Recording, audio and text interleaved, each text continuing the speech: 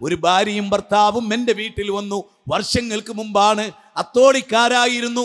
രണ്ടുപേരും തെറ്റിപ്പിരിഞ്ഞവരായിരുന്നു. രണ്ടുപേരും എൻ്റെ മുമ്പിൽ വന്നിരുന്നു. 2 മാസമായി അവർ പരസ്പരം മിണ്ടിയിട്ടേയില്ല. ഭാര്യ ഭക്ഷണം കൊടുത്തിട്ടില്ല, ഭർത്താവ് ഭാര്യയോട് മിണ്ടിയിട്ടില്ല. എത്രയോ വർഷം ഭാര്യ ഭർത്താക്കന്മാരായി, മക്കളും പേരമക്കളുമായി, എന്നിട്ടും മിണ്ടാതെ നിന്നവർ രണ്ടുപേരും എൻ്റെ വീട്ടിൽ വന്നു. ഒരുപാട് കാര്യങ്ങൾ ഞങ്ങൾ സംസാരിച്ചു. അത് അവസാനം അവർ നടന്ന് എൻ്റെ നടയിലെത്തിയപ്പോൾ ഞാൻ മുൻകൂട്ടി തീരുമാനിച്ച പ്രകാരം അവരെ രണ്ടുപേരെയും ഞാൻ ഒന്ന് നിൽക്കണേ, ഒന്നുകൂടെ എൻ്റെ അടുത്ത് വരണേ. അങ്ങനെ അവർ എൻ്റെ അടുത്ത് വന്നപ്പോൾ ഞാൻ അവരോടൊരു ചോദ്യം ചോദിച്ചു. ഇപ്പം ഇണങ്ങിയിട്ടാണ് പോകുന്നത്, പിണക്കം മാറിയിരിക്കുന്നു, നിങ്ങൾ പരസ്പരം കൈകൊടുത്തിരിക്കുന്നു, നിങ്ങൾ കെട്ടിപ്പിടിച്ചിരിക്കുന്നു, നിങ്ങൾ കരഞ്ഞിരിക്കുന്നു, വലിയ സന്തോഷത്തിൽ നിങ്ങൾ പിരിഞ്ഞു പോവുകയാണ്.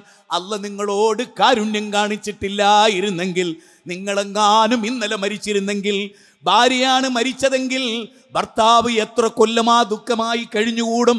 ഭർത്താവ് മരിച്ചിരുന്നെങ്കിൽ ഭാര്യയുടെ മനസ്സിൽ എത്ര ദുഃഖമുണ്ടാകും. അതുകൊണ്ട് റബ്ബ് നിങ്ങളോട് കനിഞ്ഞതാണ്. 3 ദിവസത്തിലധികം മിണ്ടാതെ നടക്കരുതെന്ന് അള്ളാഹുവിൻ്റെ റസൂൽ ഒരു പ്രാവശ്യം തലതടവണമെന്ന് പറഞ്ഞപ്പോൾ അത് കണിശത പാലിച്ച നാം, അള്ളാഹുവിൻ്റെ റസൂല് നരിയാണിയുടെ താഴെ തുണി പോകല്ലേ എന്ന് പറഞ്ഞപ്പോൾ അത് പാലിച്ച നാം, അള്ളാഹുവിൻ്റെ റസൂല് മീശ വെട്ടാൻ പറഞ്ഞപ്പോൾ മീശ വെട്ടിയ നാം, അള്ളാഹുവിൻ്റെ റസൂല് നിസ്കാരം ഖളാകരുത് എന്ന് പറഞ്ഞപ്പോൾ അത് ചെയ്യുന്ന നാം, 3 ദിവസത്തിലധികം മിണ്ടാതിരിക്കരുതേ എന്ന് മുത്തുനബി പറഞ്ഞത് എന്തുകൊണ്ട് നമ്മൾ പ്രാവർത്തികമാക്കുന്നില്ല? ഭാര്യമാരോട് പിണങ്ങാറുണ്ട്. ആദ്യം സലാം പറഞ്ഞ് എനിക്ക് നിന്നോട് പിണക്കമില്ല, ഞാനത് പെട്ടെന്ന് തീർക്കുന്നു. കാരണം അബൂബക്കർ സിദ്ദീഖ് മകളുടെ പേരിൽ വ്യഭിചാരാരോപണം പറഞ്ഞ വ്യക്തിക്ക് ഞാൻ ഇനി ഒന്നും കൊടുക്കില്ല എന്ന് തീരുമാനിച്ചപ്പോൾ അല്ലാഹ് സൂറത്ത് നൂറിലൂടെ ഒരൊറ്റ ചോദ്യമാണ്. സൂറത്ത് നൂറിന്റെ 11-ാമത്തെ വചനത്തിൽ ഒരു ചോദ്യം, അല്ല അബൂബക്കറേ, അല്ലാഹ് നിങ്ങൾക്ക് പൊറുത്തു തരാൻ നിങ്ങൾ ആഗ്രഹിക്കുന്നില്ലേ? അല്ലാഹ് പൊറുത്തു തരാൻ ആഗ്രഹിക്കുന്നുണ്ടെങ്കിൽ നിങ്ങൾ മറ്റുള്ളവരോട് പൊറുക്കാതെ എങ്ങനെ റബ്ബിനെ പൊറുക്കലിനെ പ്രതീക്ഷിക്കും അബൂബക്കറേ?